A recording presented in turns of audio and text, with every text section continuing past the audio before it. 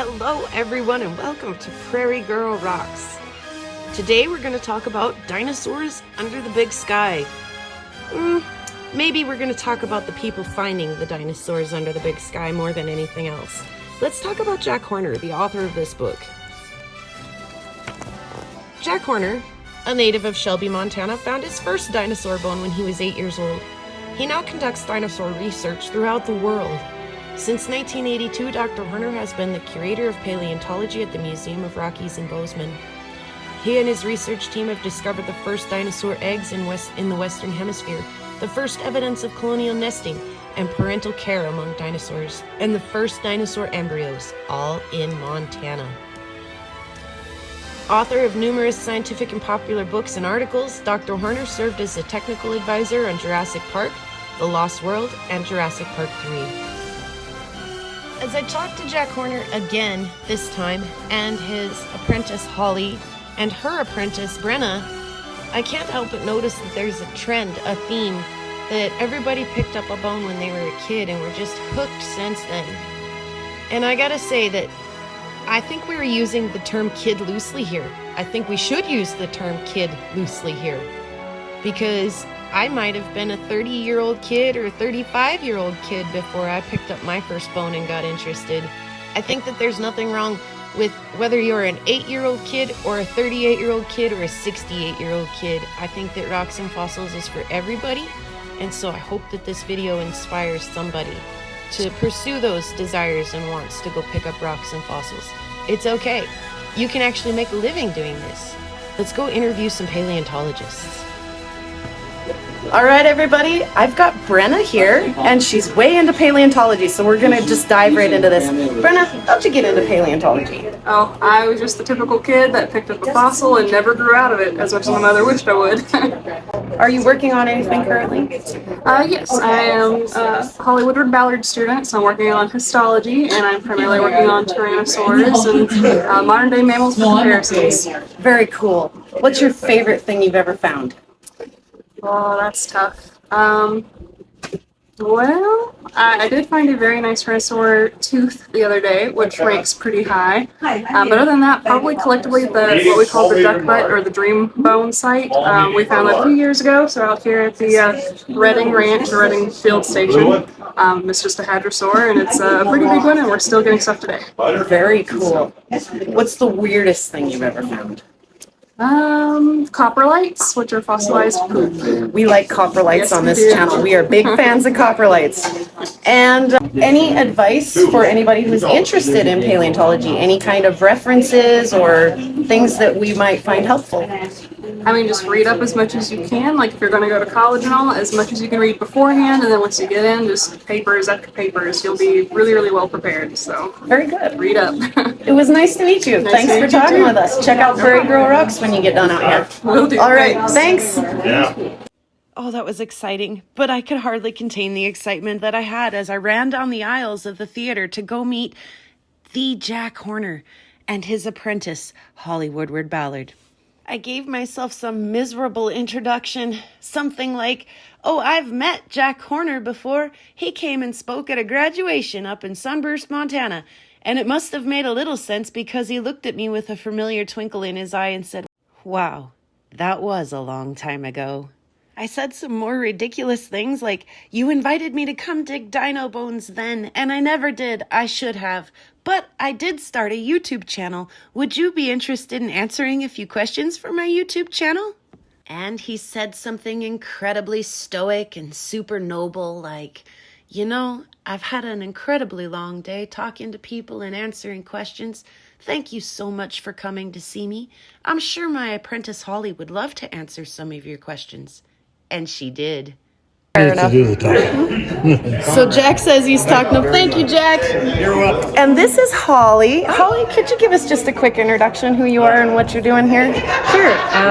I'm Holly Woodward. I am a paleohistologist, so I'm interested in bone tissue microstructure of dinosaurs. And we're here this summer digging on the property of Dan and Lila Redding, as well as other landowners, to look for dinosaurs to do research on.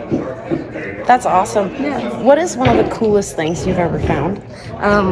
Probably a baby Mysora bone. That's pretty exciting. The coolest thing is definitely this little guy. I mean, everyone looks and wants to find the really big stuff, but the little Mysora bone, which is a little guy. I like the babies. I love that too. How did you get into paleontology? What got you going? As long as I can remember, I've always loved dinosaurs and paleontology, and it's just something I never outgrew. But I think the cool thing is that you can study lots of different things and apply that to paleontology, which is really exciting. What have you ever found anything really weird out in the field? I find weird things out in the field that are like pieces of like skull bits or bones that I have trouble identifying because they're just partial, and I think it's an interesting puzzle to try to figure out, okay, this is part of a jawbone, right? Or is it something else? Or is it a toe? Exactly. We don't know. Yeah. Any advice for anybody who's getting into paleontology? Any resources or good things that we could aspire to or learn from? Yeah, sure. If you're really interested in paleontology and want to get into it, then there are many different routes you can take. You're going to want to understand and study biology, but also you need to know geology to know where and when in time to dig. And if you are interested in digging dinosaurs, you have to either get permission from the landowner to dig them up, or you need to get a permit from the government to dig them up. So you can't just go out there and pick up bones randomly. You have to go through chains. And what time period are you digging in to find your dinosaur bones? Right now in the Judith River Formation, we're at about 78 million years, give or take. So Jurassic? Oh, Cretaceous. Cretaceous. Yep. Thank you. Yeah, thanks for clearing that up. Awesome. I appreciate you taking a minute to visit with us. I think we could all take just a little bit of what we just heard from you, and it's going to inspire my channel to get out and do some hounding. Awesome. And hopefully we can, we'll let you know if we find anything cool. Okay, that'd be awesome. Yeah, I'm going to find a bone, and I'm going to tell you we're going to have you up north of Sunburst digging one of these days. Excellent. We're not the right time. Right. We find sea fossils. Just ask Jack. That's okay. How'd Jack get into it? Sea fossils up north of Shelby. Yeah. Exactly. All right. Thank you so much. Hopefully we inspire somebody to go out and do something great. Yeah, you're welcome. All right. Have a great day. Thanks. Nice to meet you. Nice to meet you. We interrupt today's program to bring you breaking news from Montana's only International Meteorite Collectors Association member, number 6283. A rare meteorite event has been observed over Montana, and proof has been discovered that meteorites did in fact kill the dinosaurs. There is no need to panic, as practically no one lives in Montana, and no real dinosaurs were actually harmed in the making of this. And now back to your regularly scheduled program. So we got here too late to see the dino. They had a brand new Nordosaur that they had on display, but we got here too late. We did get here in time to interview a couple of the paleontologists real quick, ask them a couple of really cool questions, get a couple of really cool answers. And we figured we had some daylight left. We would stop and just do a couple little roadside hunts real quick and head back into town and enjoy some live music before we call it a day. Couple of finds so far. Kind of looks like the same stuff we have at home. For the most part. Haven't found anything too new yet. But I will definitely let you know if I find anything interesting. Why? Why are we here? To find rocks, of course. So, did we find any dino bone? Nah, we didn't. That's okay, though. We came, we saw, we did. We got to meet some new folks, some very interesting people, and what more could you ask for?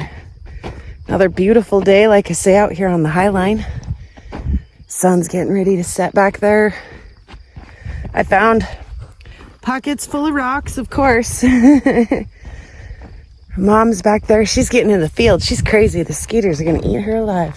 Thanks, everyone, for hanging out on today's adventure. And we'll do it again soon. Thanks, everybody, so much for watching. And we'll sing the song. Pretty rocks out on the prairie. Pretty rocks are everywhere. Pretty rocks for us to look at. Pretty rocks are everywhere. There's a piece of bone. Modern, though. There's a pink one and a green one and a blue one and a yellow one, and they all are very pretty, and they all are everywhere. Thanks, guys. We'll see you again soon.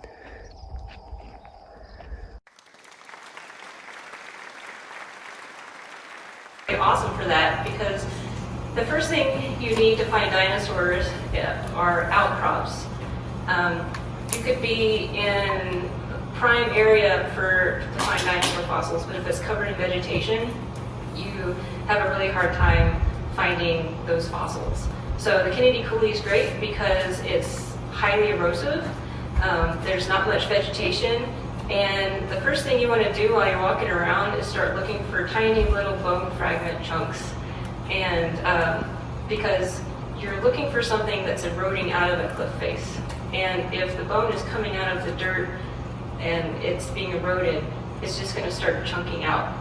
And so you look for those little pieces on the ground, and then it's kind of like breadcrumbs. You want to follow them up to the hillside, and hopefully you'll find an entire dinosaur just laying out. But that's the general idea, is to follow those little pieces back up to something that's more substantial, or you can find the rest of that bone and dig out the bone.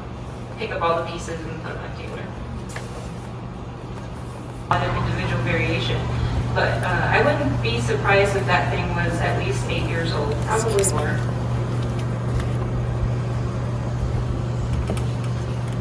What does the histology look like when a dinosaur or anything reaches its upper limit of growth? Well, that's a good question.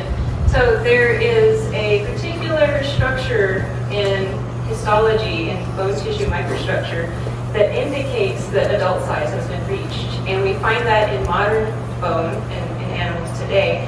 And it looks like just a really tight stacking of those growth rings at the very bone surface. And it basically means that the dinosaur or animal has stopped growing in length, but now it's an adult and it's basically just bulking up. So the bone tissue there at the surface, basically the limb bone's getting thicker, but not longer. So you get that stacking of the lines rather than them being spaced apart.